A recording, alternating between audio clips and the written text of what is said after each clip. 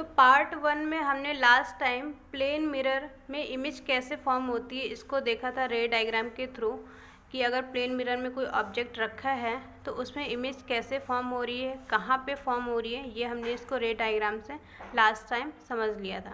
अब हम plane mirror में ही इमेज की कैरेक्टरिस्टिक पढ़ेंगे कि इसके कैरेक्टर्स क्या क्या हो सकते हैं प्लेन मिरर में इमेज के, उसको हम एक एक पॉइंट से समझते हैं। तो फर्स्ट पॉइंट है इसमें वर्चुअल एंड इरेक्ट, यानी कि जो इमेज बनेगी वो वर्चुअल बनेगी और इरेक्ट बनेगी। वर्चुअल क्या होता है? आभासी, जो असली ना हो, और दूसरा इरेक्ट यानी कि सीधी जो बनेगी इमेज। सेकंड पॉइंट है इक्वल टू द ऑब्जेक्ट। अब यहाँ पे आप देख रहे हो कि ये जो ऑब्जेक्ट है उसी के इक्वल ये इमेज बनी है, ठीक है, दोनों ही क्या है, एकदम इक्वल है, ठीक। तो दूसरा पॉइंट हमारा यही क्लियर होता है कि जो ऑब्जेक्ट के इक्वल ही इमेज बनेगी, इक्वल टू द ऑब्जेक्ट, यानी कि इमेज और ऑब्जेक्ट दोनों इक्वल होंगे। Behind same distance as the object, यानी कि जो ऑब्जेक्ट जितनी दूरी में ये मिरर के सामने जितनी डिस्टेंस में रखा होगा उतनी ही अंदर इमेज भी फॉर्म होगी, ठीक है। यानी कि अगर ये 2 मीटर ऑब्जेक्ट जो है मिरर से 2 मीटर दूरी पे रखा हुआ है तो जो इमेज बनेगी उसके 2 मीटर अंदर बनेगी, ठीक है, सेम डिस्टेंस में। तो इसीलिए यहाँ पे बोला है behind same distance as the object, ठीक है। डिस्टेंस इनकी उतनी होगी जितनी ऑब्जेक्ट की मिरर से दूरी होगी, उतनी ही इमेज की भी मिरर से दूरी होगी उसकी। लैटरली इन्वर्टेड, अब ये लैटरली इन्वर्टेड क्या है इसको हम थोड़ा सा डिटेल में समझ लेते हैं क्योंकि यहाँ पे नोट पे भी लिखा है। तो क्या होता है, the right side of the object appear left side of the image और वाइस वर्सा। तो जो राइट साइड होता है वो लेफ्ट दिखाई देगा और जो लेफ्ट होगा वो राइट, यानी कि इन्वर्स जिसको बोलते हैं, ठीक है। मैथ में आपने पढ़ा होगा इन्वर्स होगा, जो मैथ के बच्चे हैं वो जानते हैं कि जो लेफ़्ट है वो राइट, वो जो राइट है वो लेफ़्ट, उसको बोलेंगे हम इन्वर्स, ठीक है। तो ये चीज़ आपने यहाँ पे, इसी को हम वाइस वर्सा बोलते हैं क्योंकि लेफ़्ट का राइट और राइट का लेफ़्ट, इसी को हम क्या बोल सकते हैं, वाइस वर्सा, या जिसको इन्वर्जन बोलते हैं हम। जैसा आपने देखा होगा एम्बुलेंस, ठीक है, एम्बुलेंस वाली जो गाड़ी होती है उसमें इस टाइप से लिखा रहता है, रिवर्स में लिखा ही इस टाइप से रहता है, लेकिन जो उससे आगे वाली गाड़ी होती है जो देख सकती है कि हाँ पीछे कौन सी गाड़ी आ रही है, तो उस वाले मिरर से जब हम देखते हैं आगे वाली गाड़ी के मिरर से तो उसमें फिर हमें ये सीधा दिखाई देगा, तो हो गया ना वाइस वर्सा। इसी को हम बोलते हैं लेटरली इन्वर्जन, ठीक है। नेक्स्ट है हमारा स्फेरिकल मिरर। अब स्फेरिकल मिरर कितने टाइप के होते हैं मैंने आपको पहले भी बताया था कि कॉनकेव मिरर और कॉन्वेक्स मिरर, ये 2 टाइप के स्फेरिकल मिरर होते हैं। तो उसको हम देख लेते हैं यहाँ पे। Mirror whose reflecting surface is curved, मतलब ऐसा मिरर जो कि जिसका रिफ्लेक्टिंग सरफेस क्या हो, कर्व्ड हो, चाहे वो इनवर्ड हो चाहे आउटवर्ड हो, लेकिन उसका जो रिफ्लेक्टिंग सरफेस होगा वो क्या होगा, कर्व्ड होगा। देखो यहाँ पे बना रखा है कि कॉनकेव किस टाइप से होगा, जिसमें क्या हो, अंदर की तरफ हो, ये बीच का जो हिस्सा होता है वो अंदर की तरफ धंसा होगा, जिसको केव बोलते हैं, गुफा की तरह, है ना। तो इसको बोलेंगे हम कॉनकेव मिरर, यानी कि एक तरफ इसमें पॉलिश होगी, ठीक है, और ये अंदर की तरफ होगा। तो जो भी रिफ्लेक्टिंग जो सरफेस होगा वो इधर को होगा, यानी कि कोई भी रेज आएगी तो वो यहाँ से रिफ्लेक्ट हो जाएगी, ठीक है।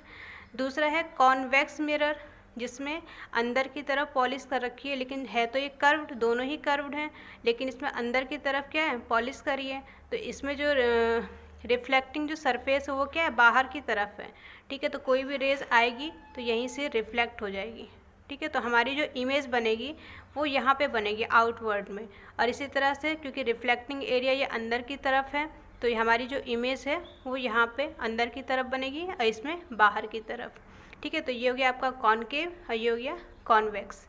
इसके भी कुछ 2 पॉइंट देख लो कि क्या इसमें, मतलब जो मैंने आपको बताया वही इसमें 2 पॉइंट हैं।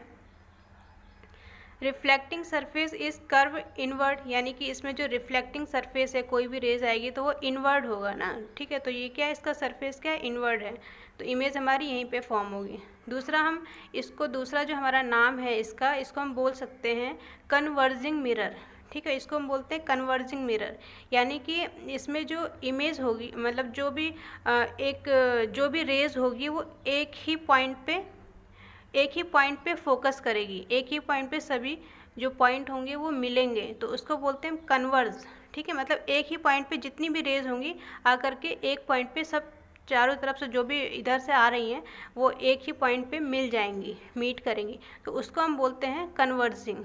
ठीक है, दूसरा इसमें पॉइंट है कॉन्वेक्स में, तो reflecting surface is curved outward, यानी कि इसमें आपको दिख ही रहा है कि अगर रेज आएगी तो इसमें आउटवर्ड, क्योंकि ये आउटवर्ड है यहाँ पे इमेज आपकी बनेगी तो रिफ्लेक्ट हो जाएगी यहीं पे। दूसरा इसका नाम है, जिसका नाम बोल सकते हैं डाइवर्जिंग। डाइवर्ट का मतलब क्या होता है कि चारों तरफ फैलना, है ना, यहाँ पे एक पॉइंट पे आना और यहाँ पे क्या है, चारों तरफ फैलना, तो दोनों में डिफरेंस है। कन्वर्ज में एक पॉइंट पे फोकस करना और यहाँ पे डाइवर्ज होना मतलब चारों तरफ जाना। ठीक है, तो ये हो गया आपकी डाइवर्स, तो इसको हम डाइवर्जिंग मिरर भी बोलते हैं, इधर इसको हम कन्वर्जिंग मिरर बोलते हैं। ठीक है, अब हम इसको बहुत ही डिटेल में पढ़ेंगे। ठीक है, इसके एक एक पॉइंट को देखो। यहाँ पे जो हमने ये यहाँ पे जो एक लिया था, ये वाला जो पार्ट लिया था वो एक इसी का पार्ट है ना। ठीक है, स्फेरिकल मिरर का ही है, तो इसके एक एक पॉइंट समझ लेते हैं कि आगे जब हम इसको रे जो है उसकी इमेज फॉर्म करेंगे तो कैसे, कहाँ से निकल के आई वो पार्ट कहाँ से कैसे क्या है, तो ये सब हम इसमें पढ़ते हैं। ठीक है, देखो स्फेरिकल मिरर की बात हो रही है, तो स्फेरिकल मतलब क्या होता है कि इस टाइप से है उसका आकार, गोलाकार। ठीक है, स्फेरिकल है जो, तो उसी का एक टुकड़ा ले लिया है ना, जो हमने ऊपर दिखाया था कॉनकेव और कॉन्वेक्स, तो उसी का ही तो एक पार्ट है ये, किसका, स्फेरिकल मिरर का। तो हम पूरा तो लेंगे नहीं, क्योंकि हमें क्या है, एक कर्व सरफेस लेना है। ठीक है, चाहे वो कॉनकेव का है चाहे कॉन्वेक्स का है, तो हमने एक स्फेरिकल मिरर जो है एज्यूम किया कि इस टाइप से देखने में है, उसका हमने एक पार्ट लिया। ठीक है, हम इसको कहीं से भी इतना कर दें कि कर्व में वो कट हो जाए। ठीक है, चाहे यहाँ से आप कर लो, चाहे यहाँ से, चाहे बीच पॉइंट से इसको कर्व कर सकते हो। ठीक है, तो मान लो यहाँ से आपने इसको कर्व कर दिया, काट दिया। ठीक है, किसी भी चीज़ से, जो ये आपका क्या है, ग्लास है ना, स्फेरिकल मिरर क्या है, ग्लास है, आपका जो मिरर है ग्लास है। तो अब इसके एक एक पॉइंट को समझते हैं कि इसमें क्या क्या पॉइंट आएंगे जब हम इन रेस को इमेज बनाने में यूज़ करेंगे, तो क्या क्या पॉइंट आएंगे आपके। तो पहला है आपका पोल। ठीक है, अब देखो यहाँ पे मैं आपको ऐसे ही बता देती हूँ पहले, फिर समझते हैं। देखो, एक स्फेरिकल मिरर जिसका एक सेंटर होगा। ठीक है, कॉमन सी बात है, आपने मैथ में पढ़ा है कि एक स्फेरिकल मिरर जिसका एक सेंटर होगा। ठीक है, अब जो हमने ये कट किया है, ये तो हमने जस्ट एज्यूम कर लिया ना, तो इसको हटा दो। जैसे कि अब देखो ये जो हमने यहाँ तक का लिया है, तो इसमें भी तो एक क्या है, बीच में पॉइंट मिलेगा आपको, मिड पॉइंट, तो इसको हम P बोलते हैं, क्योंकि स्फेरिकल मिरर का जो बीच का सेंटर है उसको तो हमने C बोल दिया, सेंटर। अब इसमें भी तो बीच का एक पॉइंट आएगा, है ना, तो उसको हमने P बोल दिया। ठीक है, अब इसको बताते हैं कि P को क्या बोलते हैं, इसका पूरा ना। ठीक है, ये हो गया आपका P। अब यहाँ पे आपका सेंटर से और P के बीच में जो होगा वो क्या है, रेडियस है ना। मैथ में आप पढ़ रहे हैं कि ये सेंटर से लेकर के स्फेयर के एक पॉइंट पे क्या होता है, रेडियस। ठीक है, तो ये हो गया रेडियस। अब यहाँ पे फोकस भी दे रखा है, F कैपिटल है। ठीक है, ये F है फोकस, और यहाँ पे फोकस से और P की जो डिस्टेंस है वो भी स्मॉल f में आपको डिनोट करके, ये मैं आपको पूरा बताती हूँ आगे चल के। एक एक पॉइंट मैंने लिख दिए हैं, ये आपको पता होने चाहिए, कोई ज़रूरी नहीं है ऐसे कि आपको ये पूछे जाएंगे। ठीक है, लेकिन आपको जब पता रहेगा कि ये इसका ये होता है तो इस टाइप से आप समझ सकते हो। ठीक है, अब जो ये इसका जो ये पॉइंट है M और N, तो ये इसको क्या जोड़ता हुआ, मतलब जिसको हम डायमीटर बोल सकते हैं। ठीक है, अब चलो इसको हम एक एक पढ़ते हैं वैसे। अब जहाँ पे हमने ये जो P है, ठीक है, ये P को हम क्या बोलेंगे, पोल। ठीक है, P को क्या बोलेंगे, पोल, जिसको हम कैपिटल P से डिनोट करेंगे। ये हमारा क्या है, the centre of spherical mirror, यानी कि स्फेरिकल मिरर का क्या है, ये सेंटर है, मिड पॉइंट है, तो ये हो गया P, pole. Centre of curvature क्या होता है, द सेंटर ऑफ स्फेयर, यानी कि जो स्फेयर था इसका भी एक सेंटर होगा, मिड पॉइंट। ठीक है, तो वो हो गया हमारा सेंटर ऑफ कर्वेचर। ठीक है, अब रेडियस मैंने आपको बताया था, रेडियस क्या होगा, रेडियस क्या है, the distance between the pole and the centre of curvature, यानी कि पोल और सेंटर के बीच की जो डिस्टेंस होगी R, उसी को हम बोलेंगे रेडियस। ठीक है, अब क्या है प्रिंसिपल एक्सिस, इसको हम बाद में पढ़ते हैं, पहले हम इसको पढ़ लेते हैं। एम और एन क्या है, ठीक है, इसको हम बोलते हैं अपार्चर, ठीक है, इसको हम क्या बोलेंगे, aperture.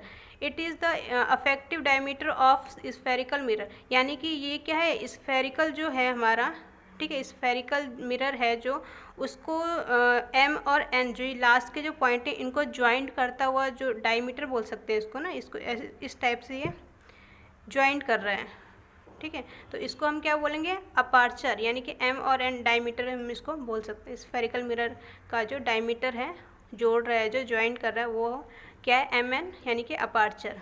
Focus, the point on principal axis where all the parallel light rays actually meet or appear to meet after reflection। अब जो फोकस है वो क्या है, मतलब जो प्रिंसिपल एक्सिस, यानी कि जो ये लाइन हम ये जो जा रही है इसको हम प्रिंसिपल एक्सिस बोलते हैं, जो कि हमने यहाँ पे लिखा था ना, देख लो ये क्या है principal axis. The line joining the pole and centre of curvature, यानी कि जो पोल और सेंटर को मिलाती हुई जो लाइन जा रही है, ज्वाइन करती हुई जा रही है, उसको हम प्रिंसिपल एक्सिस बोलते हैं, ठीक है। सेंटर से होते हुए, मतलब हम एक क्या है लाइन खींचेंगे जो सेंटर और पोल को ज्वाइन करते हुए जा रही है, उसको हम बोलेंगे प्रिंसिपल एक्सिस, ठीक है। अब इसी में ये फोकस भी आ रहा है ना, तो अब हम देखते हैं फोकस क्या है, जो क्या है एक पैरेलल लाइट रे, जो कि क्या होती है फोकस पे ही, फोकस का मतलब क्या है कि वहाँ पे कोई लाइट क्या कर रही होगी, एक पॉइंट पे या तो फिर मीट कर रही होगी, एक्चुअली मीट हो रही होगी, या अपेयर टू मीट हो रही होगी रिफ्लेक्शन के बाद, है ना। रिफ्लेक्शन के बाद कोई भी रेज रिफ्लेक्शन के बाद या तो एक्चुअली मीट हो रही है या अपेयर टू मीट हो रही है, तो उसको हम बोलते हैं फोकस। और वो क्या है फोकस, ये प्रिंसिपल एक्सिस पे ही है, ये सब कुछ प्रिंसिपल एक्सिस पे ही है, ठीक है। अब है हमारा फोकल लेंथ, जिसको हम स्मॉल लेटर के एफ में लिखा हुआ है, ये तो कैपिटल में था, ये स्मॉल लेटर में है। तो the distance between pole and focus, ये क्या है, ये किसकी डिस्टेंस है, फोकस और पोल के बीच में जो है उसको हम बोलेंगे फोकल लेंथ या फोकस लेंथ, ठीक है। फोकस और पोल के बीच की जो डिस्टेंस है उसको हम बोलते हैं फोकल लेंथ, जिसको हम स्मॉल लेटर के एफ से डिनोट करते हैं। अब एक पॉइंट और है, relation between focal length and radius of curvature. ये जो आप देख रहे हो रेडियस और फोकल लेंथ, तो इन दोनों के बीच में क्या डिफरेंस है ना, क्या रिलेशन है, तो डिफरेंस नहीं, रिलेशन क्या है इसका, ठीक है। तो ये इसको देखो क्या है इसमें, R इक्वल टू एफ, इसको हम क्या बोल सकते हैं, R इक्वल टू एफ, यानी कि जो रेडियस है वो किसका, ये जो एफ है ये डबल है ना, इसके फोकल लेंथ का क्या है, डबल है, कौन, रेडियस। या इसको हम ये भी बोल सकते हैं जो फोकल लेंथ है वो रेडियस का हाफ है ना, रेडियस का हाफ है। देख रहे हो आप कि जो फोकल लेंथ है वो रेडियस का हाफ है, ये हाफ में ही है, तो इसको हम डबल भी बोल सकते हैं, इस तरीके से भी बोल सकते हैं और इस तरीके से भी बोल सकते हैं। तो ये इन दोनों का रिलेशन है, ठीक है। अब देखो हमारे कुछ रूल्स हैं कॉनकेव मिरर और कॉन्वेक्स मिरर में, ठीक है। रे डायग्राम हम बनाएंगे जिसमें कॉनकेव मिरर और कॉन्वेक्स मिरर के कुछ रूल्स हैं, और फिर उस रूल्स को हम इमेज फॉर्म करने में फॉलो करेंगे, ठीक है, अप्लाई करेंगे वहाँ पे जब इमेज फॉर्म होगी, कॉन्वेक्स में भी और कॉनकेव में भी। तो देखो मैंने क्या किया है, जो कॉनकेव मिरर है उसको इस पेज में, उसका जो रूल्स है, जो रे डायग्राम बना रखा है वो इस पेज में कर रखा है, और जो कॉन्वेक्स है उसको मैंने इसमें कर रखा है, ताकि मैं आपको कंपेयर करके दोनों को साथ साथ पढ़ाते हुए चलूँ, समझाते हुए चलूँ, है ना, आपको दिक्कत नहीं होगी। तो पहले मैं आपको ये पूरा समझा दूँगी, फिर जब मुझे इसको पढ़ाना होगा तो मैं इससे कंपेयर करके आपको समझा पाऊँगी, क्योंकि मतलब चीज़ें सही रहेंगी जब हम पहले इसको समझ लेंगे और फिर कंपेयर करके पढ़ेंगे, तो आपको बहुत ही ईजिली आपको समझ में आ जाएगा, ठीक है। तो मैंने आपको यहाँ पे देखो हेडिंग भी लिखी है, और इसकी भी हेडिंग यहाँ पे लिखी है, rules to making ray diagram by concave mirror, ठीक है। तो ये कॉनकेव मिरर है, इसके लिए रे डायग्राम के कुछ रूल्स हैं, इसके जो रूल्स हैं वो 4 रूल्स हैं, ठीक है। और ऐसे ही इसके भी हैं सेम 4 रूल्स यहाँ पे, ठीक है। तो ये कॉन्वेक्स मिरर के लिए है और ये कॉनकेव मिरर के लिए, ठीक है। तो इसको हम एक एक करके समझते हैं कि पहला रूल में हमारा क्या, मतलब इसकी कुछ कंडीशंस हैं कि किसी भी रे को हम जब उसके सरफेस पे है ना भेजते हैं तो वहाँ से क्या कुछ ऐसी कंडीशन जो कि वो उसने होनी ही होनी है। ठीक है, तो ये 4 रूल्स जो आपको लर्न करने हैं बिल्कुल, ठीक है, इसको लर्न ही करने हैं, एक तरह से समझ लो, ठीक, समझते हुए चलना है।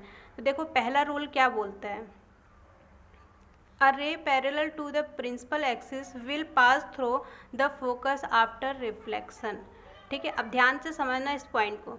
हमने ये क्या लिया है, कॉनकेव मिरर, ठीक है, जिसमें क्या है ये बाहर की तरफ पॉलिश है और अंदर की तरफ इसका जो बीच का हिस्सा है वो अंदर की तरफ, ठीक है, धंसा हुआ है।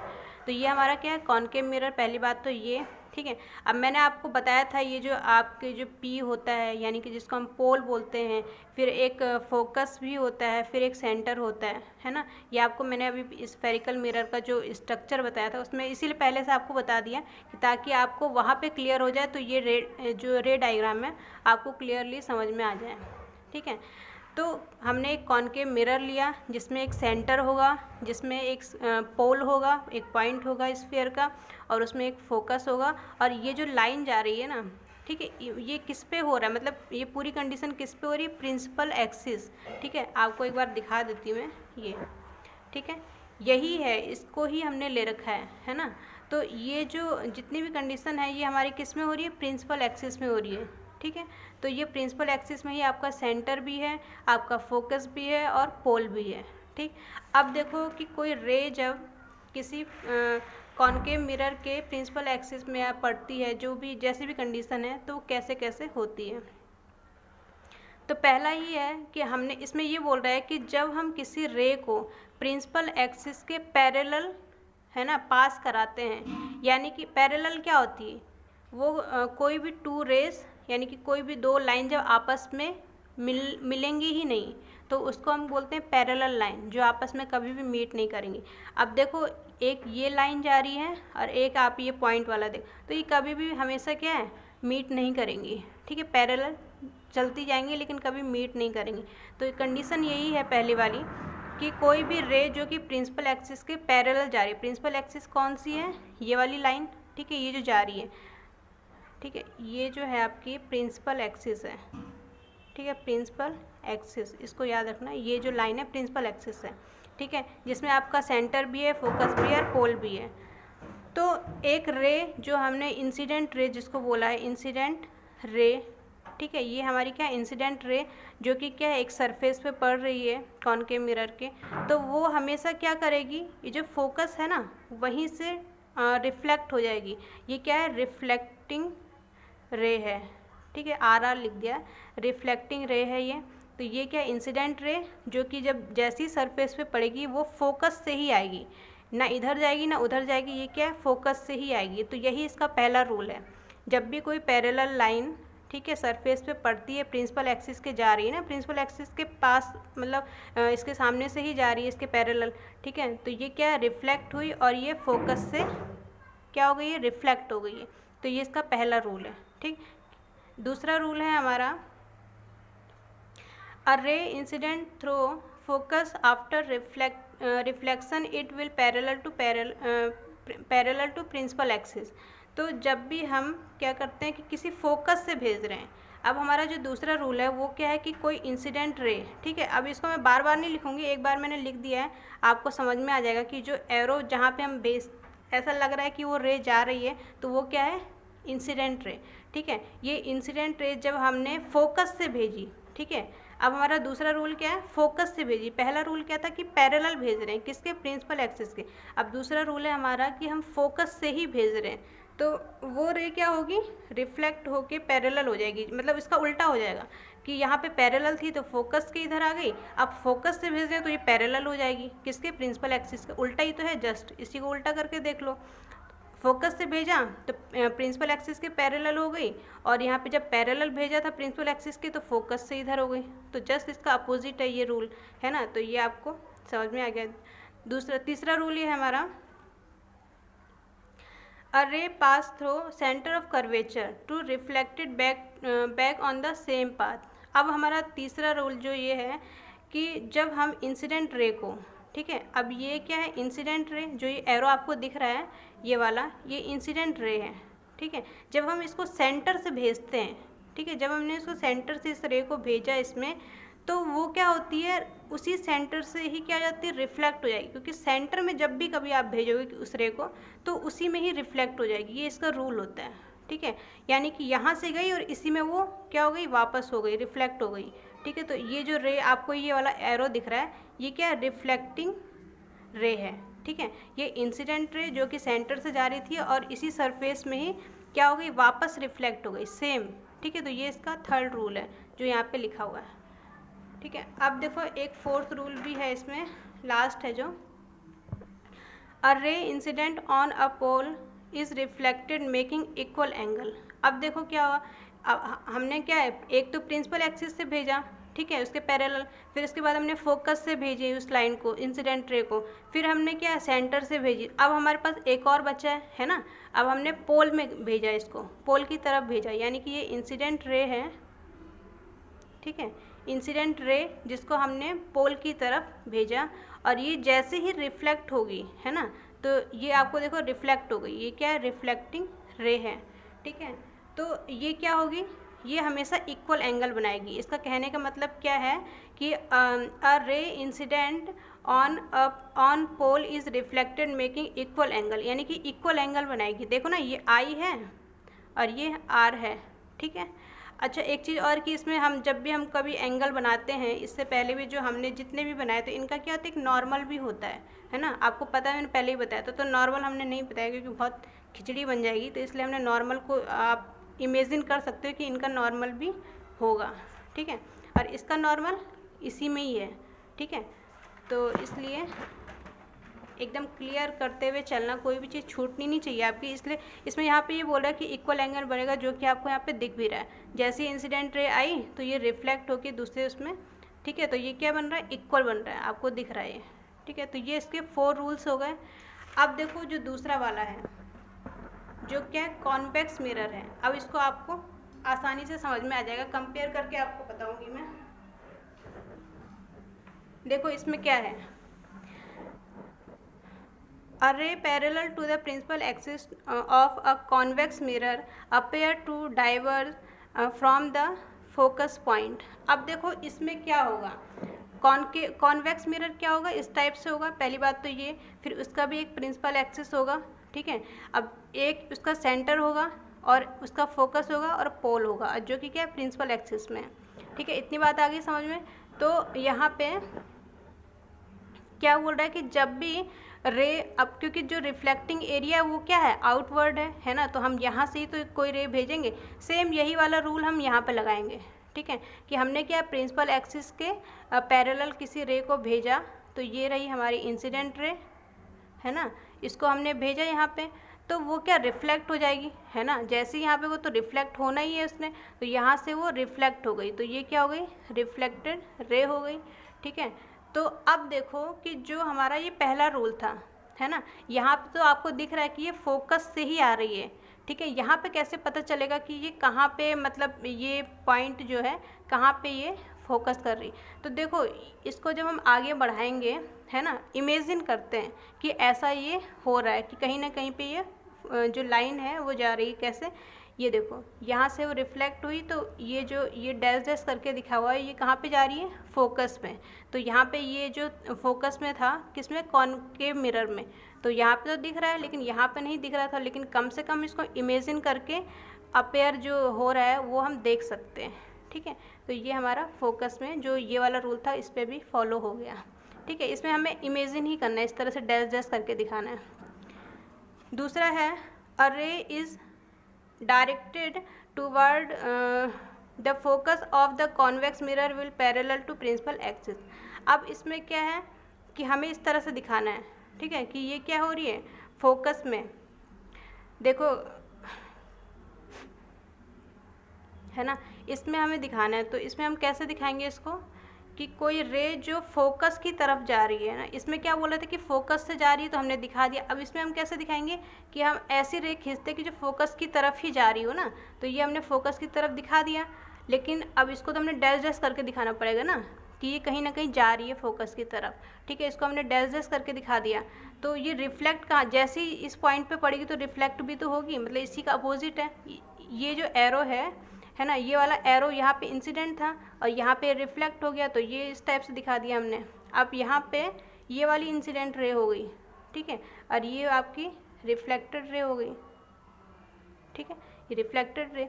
अब आप इसको यहाँ पे देखोगे तो ये फोकस से ही तो जा रही है, तो ये भी रूल हमारा है ना प्रूफ होता है इस वाले को कंपेयर करके, ठीक है। थर्ड है हमारा कि अब देखो इसमें यहाँ पे क्या था, सेंटर से भेज रहे थे, तो हम इमेजिन करेंगे इस वाले में भी, ठीक है। अब आप इसको पढ़ सकते हो, a ray is directed toward the centre of curvature reflect back to on the same path, ठीक है। जो हमने यहाँ पे किया था वहाँ यहाँ पे भी हम वही करेंगे।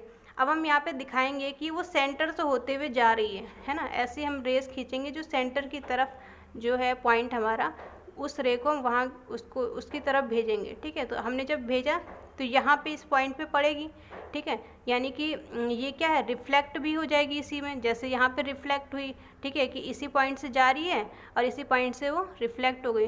तो यहाँ पे भी ऐसी, क्योंकि आउटवर्ड है ये, तो ये बाहर से ही जा रही है और बाहर से ही रिफ्लेक्ट हो जाएगी, यानी कि ये वाली तो हो गई इंसिडेंट रे और ये जो इसी में वापस हो गई तो ये क्या हो गई, रिफ्लेक्टेड रे, ठीक है।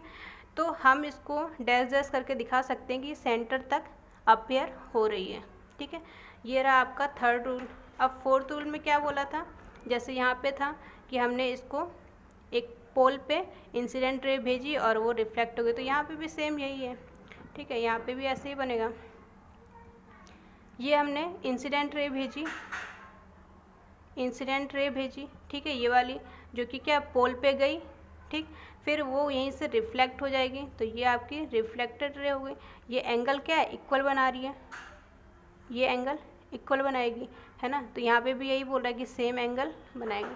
तो ये 4 रूल्स जो दोनों पे आपको मैंने कंपेयर करके बता दिया है, आपको दिक्कत ना हो इसलिए मैंने दोनों एक साथ लिखे हैं, एक इस पेज पे और एक इस पेज पे, इसलिए आपको पहले ये बताया कि आपको ये ईज़िली समझ में आ जाए, ठीक है। तो उम्मीद है कि आपको ये वाला जो पॉइंट है आपको समझ में आ गया होगा, क्योंकि ये बहुत ज़रूरी है, ये आपको बिल्कुल लर्न करना है, ये आपको समझ में आएगा। अभी तो ये रूल है, अब ये रूल कहीं ना कहीं अप्लाई भी तो होगा, है ना।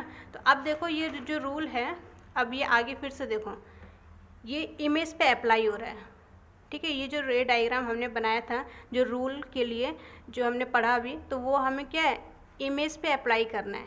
तो इसलिए इन जो रूल हैं, इन रूलों को एकदम बिल्कुल अच्छे से दिमाग में रख लो कि कैसे ये रूल्स है ना, ये कैसे आपको करना है, कि फर्स्ट रूल में क्या है, सेकंड रूल में क्या है।